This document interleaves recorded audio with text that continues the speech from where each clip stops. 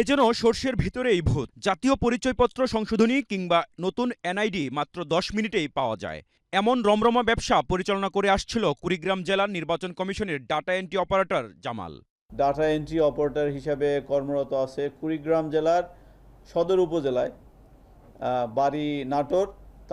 সে তার মাধ্যমে এবং তার অপর কিছু সহযোগীদের মাধ্যমে সেই কাজটি করত। কাজটি হচ্ছে যে আপনি তাকে এনআইডি নাম্বারটা দিলেন, এনআইডি হারিয়ে গিয়েছে বাট আপনি তার নাম্বারটা আপনার কাছে আছে, নাম্বারটা দিলেন।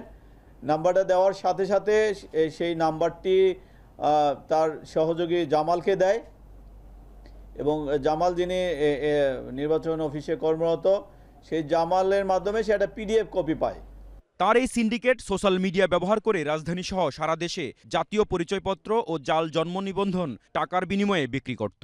এনআইডির সেই পিডিএফ কপি পাওয়ার জন্য এবং আরও অন্যান্য যে সকল আনুষঙ্গিক সেবা তার কাছ থেকে নিত, তার জন্য তাকে একটা নির্দিষ্ট পরিমাণ টাকা পে করতে এবং এটা তাদের মোবাইল ফিনান্সিয়াল সার্ভিসের যে অ্যাকাউন্ট ছিল সেই অ্যাকাউন্টেও চলে যেত। পুলিশ জানায় চক্রটি এই ব্যবসা পরিচালনা করে লাখ লাখ টাকা অর্জন করেছে। তাদের এই কাজে সহযোগিতা করেছে কিছু অসাধু কর্মকর্তা। তাদেরও গ্রেফতারের চেষ্টা চলছে। রকিব মানিক, এশিয়ান টেলিভিশন, ঢাকা।